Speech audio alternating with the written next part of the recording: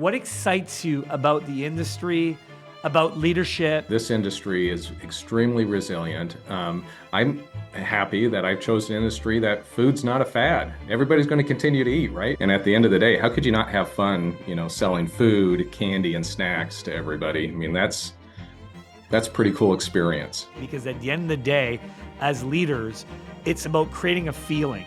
You can throw all the facts and figures at the wall, but if it doesn't feel right, that's why people say, trust your gut. How many times have we ever heard that before?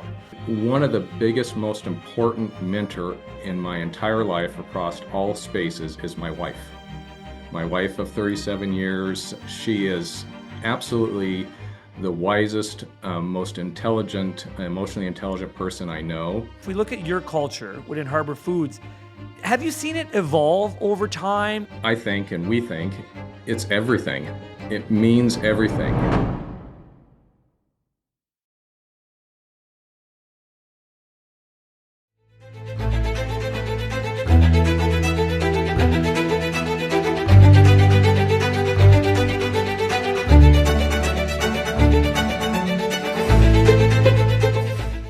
Welcome to Crave, the IFDA Podcast. My name is Julien LeBlanc, and I'm the fortunate one that gets to host your podcast, my friends in the IFDA community. And this is all about having great leadership conversations with leaders within our industry and leaders that are also not in this industry because we can learn from them. And today, I have the privilege of having Mr. Rick Jensen from Harbor Foods. Welcome, or I should say from Harbor Wholesale. Welcome to Crave, my friend. Awesome. Thank you, Julien. Appreciate that very much. It's a great honor to be on this podcast, be associated with the industry, and just thank you very much for including me. Well, listen, I the one thing I know for sure, I've seen you at certain IFDA events. I know you love what you do. I know you love this industry. Tell us a little bit around, if you had to write a love letter to this industry, what are some of the things? What is it that you love? What has it done for you? And also tell us a little bit about your business. I'd love to hear it in your words. Harbor Foods is a fourth generation, 103-year-old family company, which is pretty cool. Started up here in the Pacific Northwest. Justin Erickson's great-great-grandfather started that. Great story behind it. And today we have 4 distribution centers. We have Harbor Foodservice up in Kent that does traditional broadline. And in my world, as president of Harbor Wholesale, we have 3 distribution centers that service 7 states on the West Coast, and primarily focused on convenience stores, chain restaurant business, etc. I started in this industry 38 years ago, which whenever I say that, it makes me feel really old, but it is what it is, right? And just honored to have had that time. I started as a box boy in cash and carry. So I think, a lot of our listeners understand what that is. It's food service at retail. And started out as box boy, stocking shelves, doing carryouts, cleaning bathrooms and all that stuff. And never really felt like I would end up in that business. In fact, it was happenstance because one of my best friends decided that he was going to leave the job that I took in his place because he was following something that was more in his long-term career. And I just absolutely loved it. I fell in love with it from the start. It's the things that we get to do to help local entrepreneurs, small businesses build up their family businesses, means a lot to me. And at the end of the day, how could you not have fun, selling food, candy, and snacks to everybody? I mean, that's a pretty cool experience. Well, it's amazing if you think about how many books have been written around purpose and, try to find something where you wake up in the morning and look, as you know, this business, not every day is perfect and there's challenges. And yet what we do matters, and it matters in a big way. And I think sometimes it's good to remind ourselves, in conversations like this to say, yeah, you're right. What we do matters. It fuels America. It's entrepreneurial spirit at its best. And, ultimately it's about getting other people though to buy into what we love doing, which is the food business. So I think that would be a good kind of transition to a bit of culture talk here. Yeah, I want to add on to that. Thanks for mentioning that. One of the really cool things that I think Harbor has done is that we've literally trademarked the slogan, "Life happens around the table." When you really think about that, that is a pretty cool saying. All of us enjoy relationships, camaraderie, events, things that have happened positively, negatively in our life around a table, sharing time with each other. And when you think about that, that's one of the real passions of the industry that we all absolutely love is that ability to be part of that experience. When you think about all the neighborhood restaurants and stores, I mean, it's literally the vibe of the local community. It is the fabric of really what makes something what it is. I love how galvanizing is that? I can just imagine, some of the meetings that you're having around, hey, are there things we could do better to make sure that this is a reality? Or are there things that are missing for that to be a reality? That is very powerful, Rick. Thanks for sharing that. You mentioned culture. I mean, at the end of the day, I think, and we think, it's everything. It means everything. And it is really a solid reflection of every action and purpose of a business. And at the end of the day, when you think about the culture, it really is the persona. It is what makes the business entity alive. And it guides everyday's beliefs, how we engage with each other. It centers our motivations, and it's really a reflection of the soul of our business actions. And the truth is that every company has a culture, good or bad, right? And it shows up in how we sustain and ultimately produce and nurture that environment and that culture, how we choose to reflect that out. And it guides our beliefs. It shows up how we engage with others internally and externally. It centers our motivations. It's a reflection of our company's soul in action. I love that word persona, and I think you'll appreciate this, Rick, because you've also seen businesses outside of yours where you go in and there's values on a wall and there's recognition and I was with a company the other day and one of the guys stopped me after because I was very impressed with the values on the wall and I was like, wow, this culture seems amazing.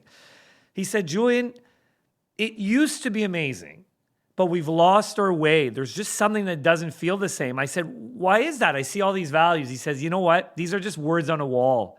We used to do that. We stopped doing it. Like if I think of your culture, if we look at your culture within Harbor Foods, have you seen it evolve over time? Is it something that you talk about as a team to say, hey, like I think we used to be good at that, but we lost our way, or we need to, I don't know, be better at this as we hire new people into the business? So I just love to riff off that a bit. Yeah, that's a great question. Our words on the wall, our core values are being genuine, motivated, resourceful, and friendly. And so really, how do we put those things into action rather than being those just words? Love it. I think the most important part is just like in a family, in a business, you got to lead from the top. People like families and teams, you always talk about that. But at the end of the day, it's how is that reflected and how is that pushed out to the team from a genuine perspective. And, really at the end of the day, I got to tell you, we are incredibly blessed as an organization to have Justin Erickson as the CEO and fourth generation owner of this company. He is literally the embodiment of our core values. And if what didn't just completely exude out of him every single day, would be kind of a false representation to go out there and say, hey, we want to be these things. Because at the end of the day, the soul of the company is that.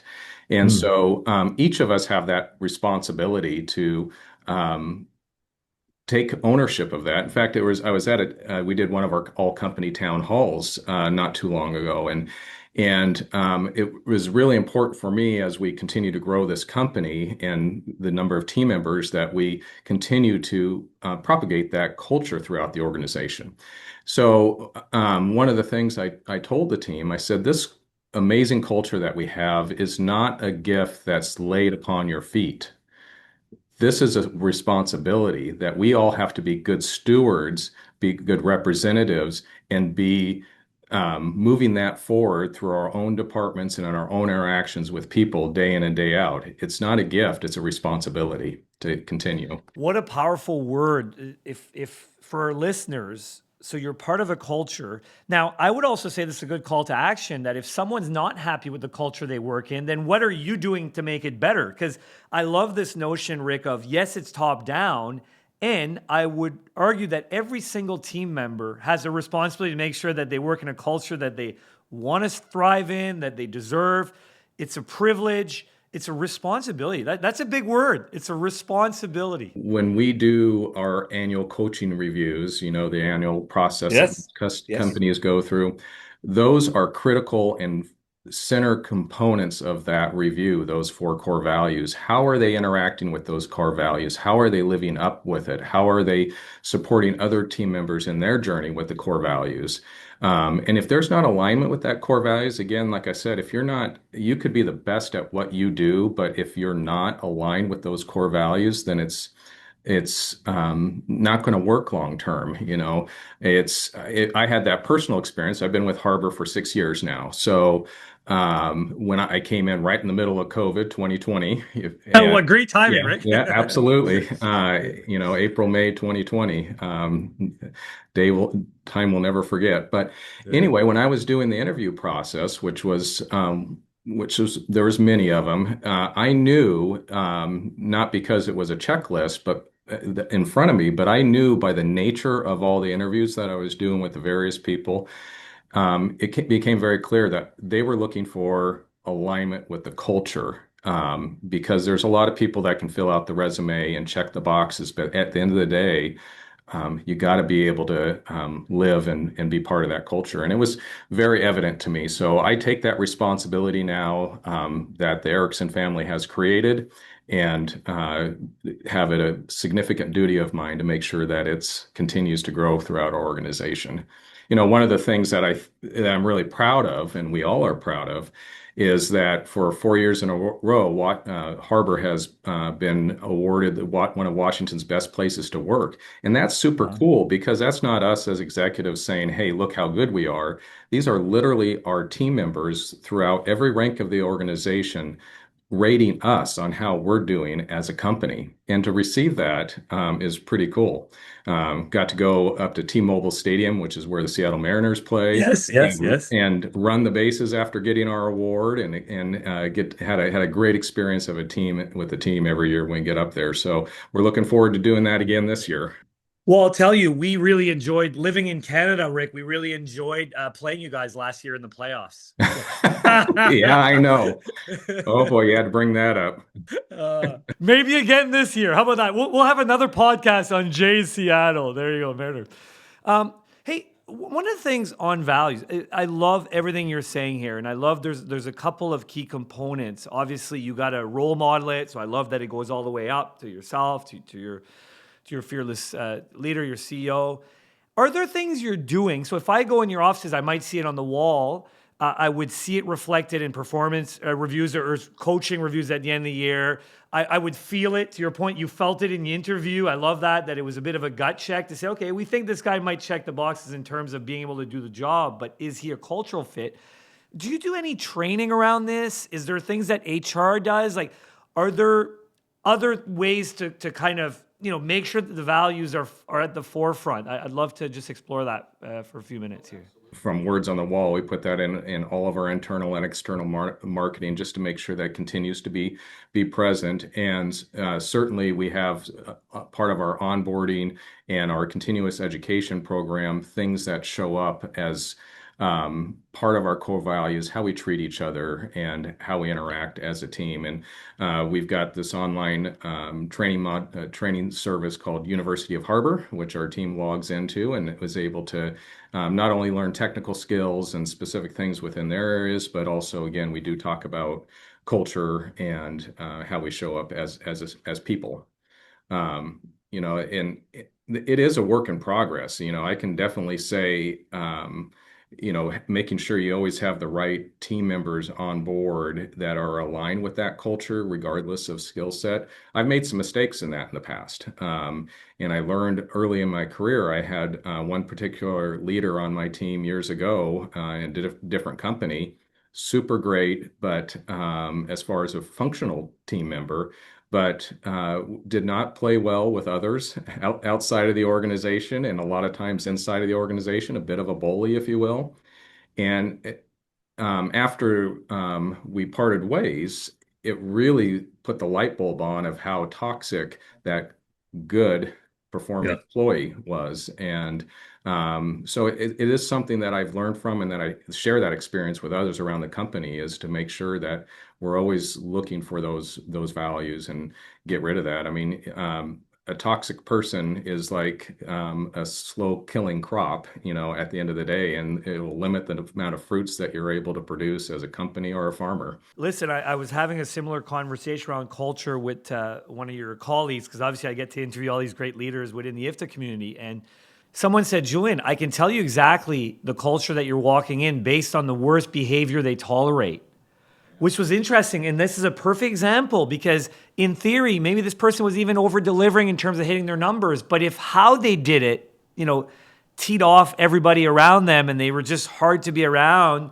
well, that you can't build culture around that. So sometimes it's hard to make these decisions. But thanks for sharing that. That's a great example. You're a leader that happens to be in the food business, and I know you're passionate and you love it, as you mentioned. But I want to talk about leadership, and I want to talk about how you've evolved as a leader, and mentorship and books and tools. So I think that's super important for any leader in any space, to your point. And unfortunately, I've had a lot of bad bosses, and that's been equally as important to me to learn from than having these great bosses. I remember early on in my career working again at the cash and carry and running a store, and the home office, one of the managers at the home office wanted us to be greasing the wheels of the shopping carts. So that, and so, my first thing was, I want to take care of the customers, make sure the stores run well. And I hadn't completed my task, Julien. So he calls me up and he says, where are we at with this? And I just said, well, I've been doing, taking care of the customers and so forth. I've gotten halfway through it. He says, that's not what I wanted to hear, Rick. I said, well, that's where I am at. He says, that's not where I wanted to hear. I said, okay, well, then I'm done with the carts. He says, that's what I wanted to hear, which was very telling to me because he didn't want to know the reality of what my experiences were and how to support me. He just wanted me to tell him I was done so he could check the box. Wow. That was one of the things that I'm like, boy, I don't want to put people in that position. I want to help them. In the same environment too, I had a manager come over to my store and just go through with a fine-tooth comb and wrote down a list of all the tick-tacky things I wasn't doing, and put it on my desk and said, Rick, you're working 7 days a week, open to close, until I tell you different. But never gave me any tools, never advice, say, here's where I think we should grow, personally or professionally. So, I learned from that. I don't ever want to be like that. So, I'm very intentional about trying to be different than those negative experiences and emulate those good.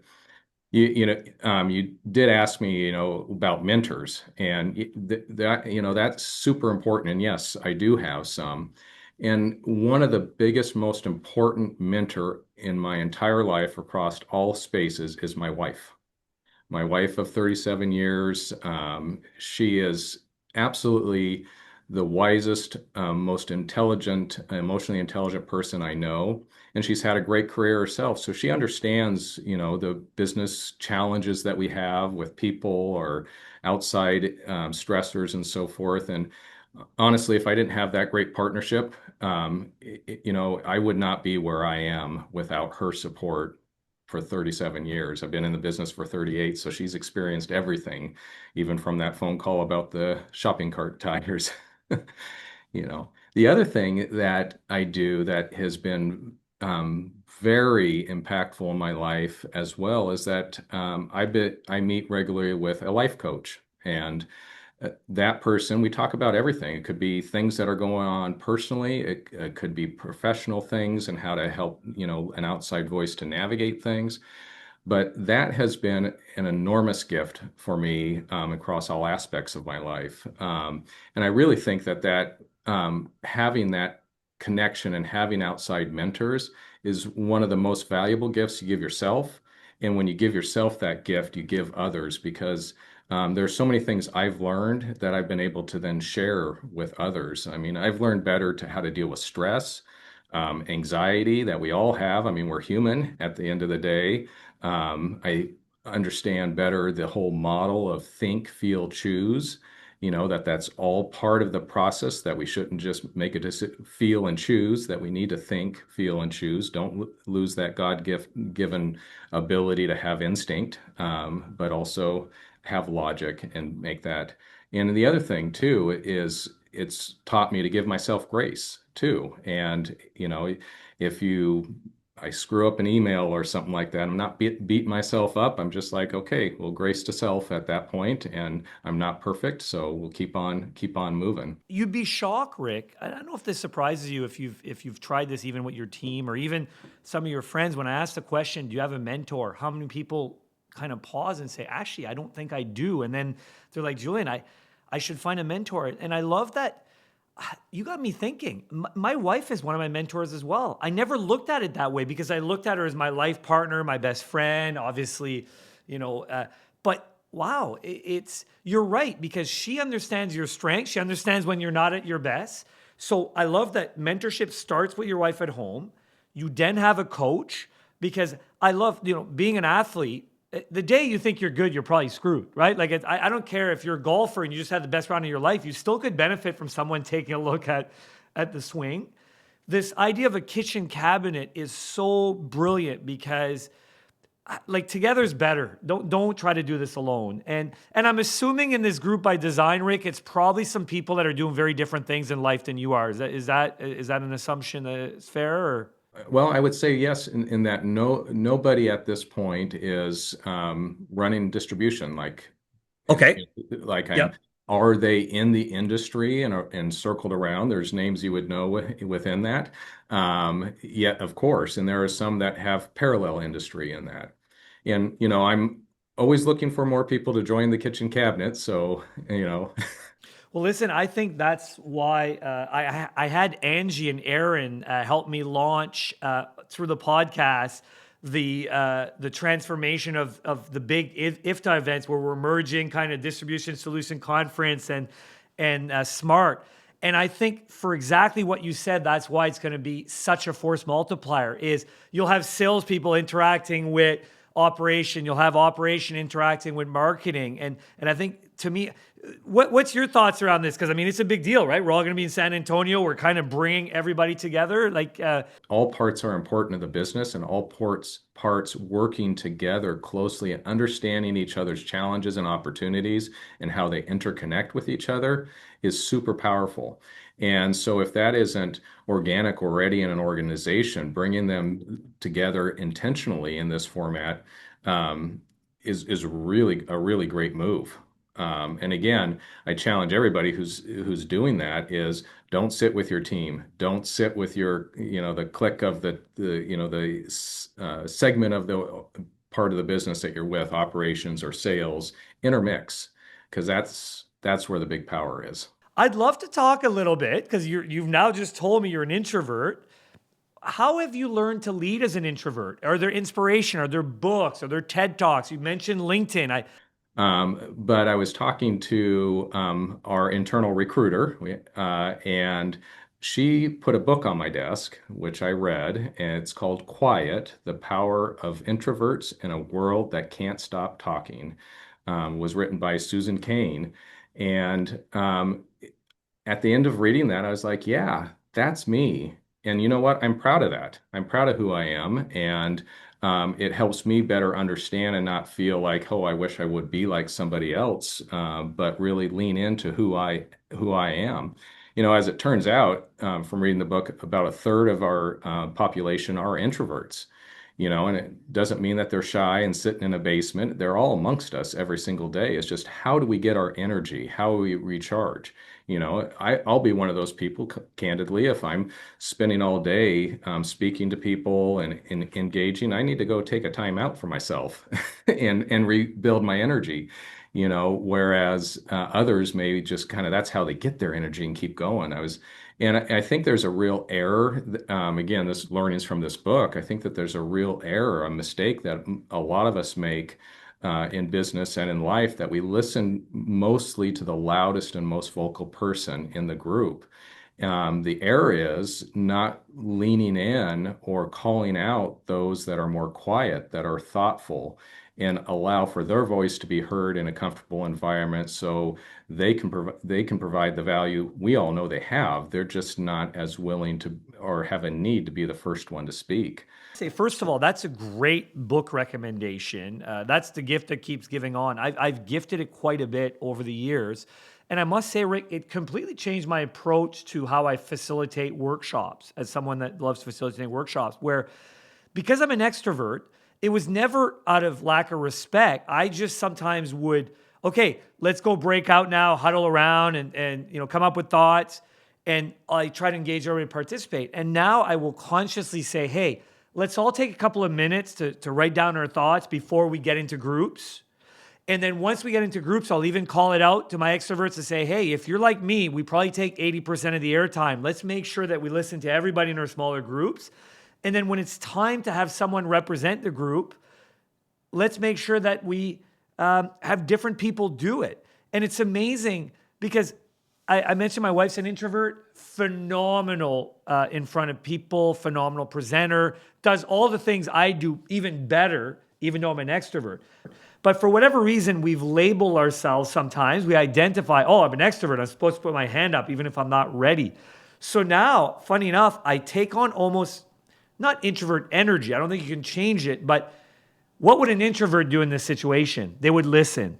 They wouldn't just respond right away. It's always interesting when you line up a podcast or a conversation. People say, geez, can we go for an hour? I feel that you and I could have done the Joe Rogan 3-hour long form here today, no problem. And we don't have 3 hours. So I want to get some final thoughts around what excites you about the industry, about leadership, about even things in your career. You mentioned 38 years, but I look at those eyes and I can tell that they're still curious and they're still excited. So let's talk about what excites you. This industry is extremely resilient. I'm happy that I've chosen an industry that food's not a fad. Everybody's going to continue to eat, right? So whether they're buying food for home or buying food at a restaurant, we're there to meet them where they're at, and so they can enjoy life around the table.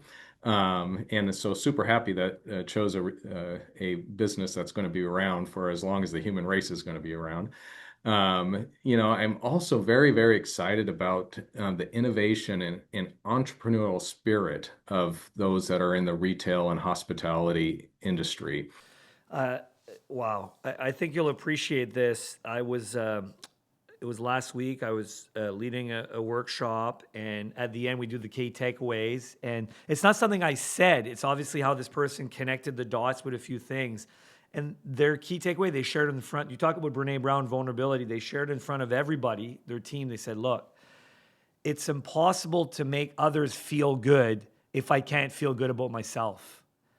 And I got to look in the mirror here because I've lost my purpose. I've lost my why. I used to love what I do. And for whatever reason, I've lost that. And I got to go back to that because at the end of the day, as leaders, it's about creating a feeling. You can throw all the facts and figures at the wall, but if it doesn't feel right, that's why people say, trust your gut. How many times have we ever heard that before? It's a good reminder. And I think this bleeds in perfectly. I have a feeling, there you go, that I might know where you're going to go with your word. I'm not even going to try to guess. So you tell us. So here's the game I've been playing with every leader to finish the podcast. And I know this is not easy. If you had to pick one word to describe you as a leader, it doesn't mean, look, I'm sure there's Monday morning, you might not be as good with that word as you are on Thursday afternoon. I'd put on my t-shirt, Julien, the word purposeful. And for me, that's acting and living with purpose. That's having intentionality with what you're doing and how you're doing it.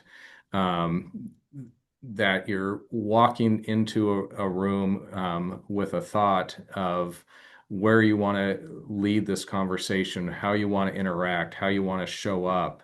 You're living your life outside of work with purpose, that you're doing the things that give you joy, and that fill your heart, because again, we have to all be well-rounded people to be able to give that to others.